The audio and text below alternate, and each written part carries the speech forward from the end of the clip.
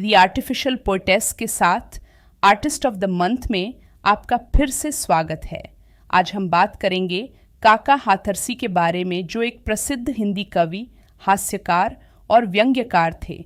उनका असली नाम प्रभुलाल गर्ग था और उनका जन्म 18 सितंबर 1906 को भारत के उत्तर प्रदेश के हाथरस में हुआ था। काका हाथरसी का जन्म एक मध्यम वर्गीय परिवार में हुआ था। उनका परिवार साहित्य और कविता में उनकी रुचि का बहुत समर्थक था।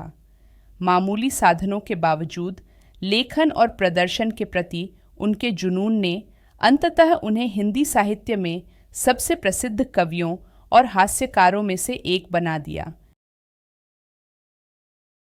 उनका नाम उनके मंचीय नाम काका और शहर हाथरस, जहां उनका जन्म हुआ था, को मिलाकर बनाया गया था।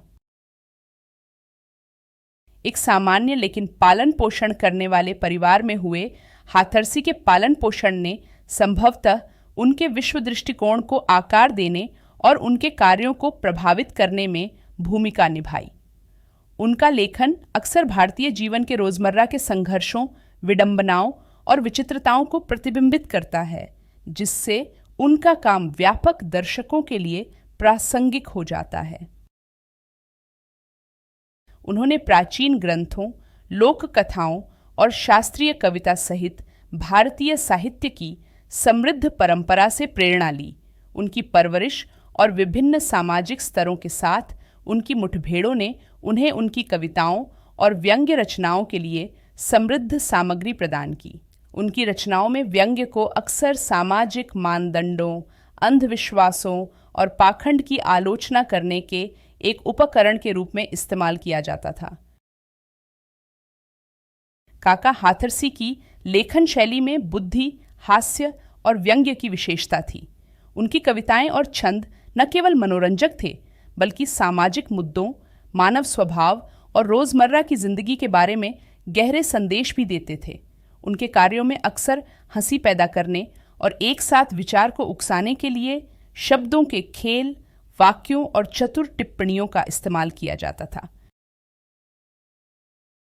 हाथरसी सिर्फ कवि ही नहीं, बल्कि एक कुशल कलाकार भी थे।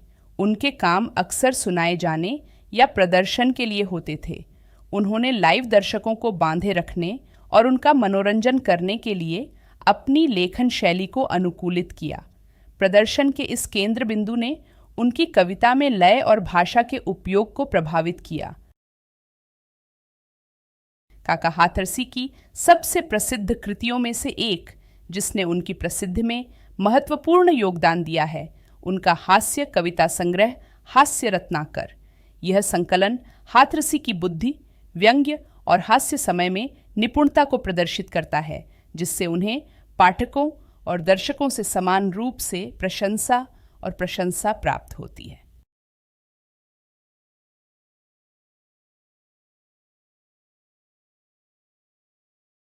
हास्य रत्नाकर हंसी पैदा करने वाले छंदों का खजाना है, जिसमें सामाजिक मुद्दों, मानव व्यवहार और रोजमर्रा की जिंदगी की स्थितियों सहित विषयों की एक विस्तृत श्रृंखला शामिल है। हाथरसी की चतुर शब्द क्रीड़ा, हास्य उपाख्यान और तीखी टिप्पणियां इस संग्रह को हिंदी साहित्य में एक टाइमलेस क्लासिक बनाती हैं। पंडित जी की दारू एक व्यंग्यात्मक कविता है। हाथरसी ने हास्यपूर्वक एक विद्वान के पाखंड का चित्रण किया है, जो संयम का उपदेश देता है, लेकिन गुप्त रूप से शराब में लिप्त रहता है।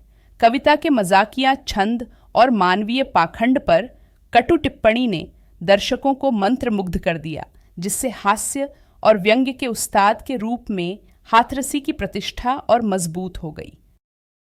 हाथरसी की हास्य कविताओं का एक और लोकप्रिय संग्रह सुनो भाई साधो मानव स्वभाव और सामाजिक मानदंडों पर व्यावहारिक टिप्पणियों के साथ हास्य के मिश्रण की उनकी परंपरा को जारी रखता है। चक्कर पे चक्कर यह संग्रह एक कवि के रूप में हाथरसी की बहुमुखी प्रतिभा को प्रदर्शित करता है, जिसमें हास्य से लेकर चिंतनशील तक की कविताएं शामिल हैं। इसमें ऐसे पाठ शामिल हैं जो प्रेम, जीवन और मानवीय अनुभव को दर्शाते हैं। व्यंग्य सिंधु जैसा कि शीर्षक से पता चलता है, इस संकलन में हाथरसी की व्यंग्य कविता शामिल है, जहां वह अपने समय में प्रचलित सामाजिक और राजनीतिक मुद्दों की आलोचना करने के लिए हास्य और व्यंग्य का उपयोग करते हैं।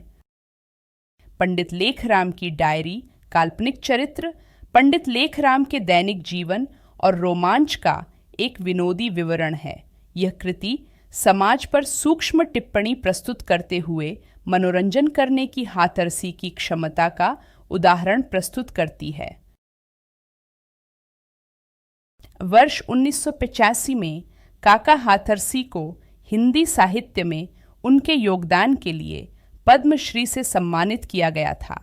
उनके पास 42 कार्यों का एक लिखित संग्रह है, जिसमें हास्य और व्यंग्य कविताएं, गद्य और नाटक शामिल हैं।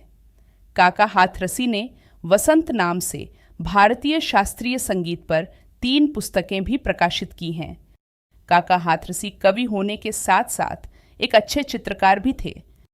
उन्होंने 1932 में संगीत कार्यालय नाम से एक प्रकाशन गृह शुरू किया, जो भारतीय शास्त्रीय संगीत और भारतीय नृत्य के बारे में किताबें प्रकाशित करता था। संगीत नामक उनकी मासिक पत्रिका, जो 1935 में शुरू हुई थी, आज भी सक्रिय रूप से भारतीय शास्त्रीय संगीत और नृत्य के बारे में रचनाएं प्रकाशित कर रही हैं। काका ने अपने बेटे के साथ मिलकर पश्चिमी हिंदी भाषा ब्रिज भाषा में जमुना किनारे नाम से एक फिल्म भी बनाई थी। ये फिल्म भारत में ब्रिज संस्कृति पर चर्चा करती है। काका हाथरसी पुरस्कार हर साल हास्य शैली के कवियों को उनके उत्कृष्ट साहित्यिक योगदान के लिए दिया जाता है। काका हाथरसी संगीत सम्मान पुरस्कार उत्कृष्ट संगीतकारों और संगीतज्ञों को दिया जाता है। उनका जन्मदिन, जो संयोग से उनकी मृत्यु का दिन भी है, हास्य दिवस के रूप में मनाया जाता है। इस संक्षेप में काका हाथरसी वास्तव में अपने समय के जन कवि थे। अपनी प्रतिभा और अनूठी लेखन शैली के कारण इसमें कोई आश्चर्य नहीं कि उन्हें इतना प्यार मिला। That's all for today. Hope you enjoyed watching. Do like, share and comment. Don't forget to subscribe.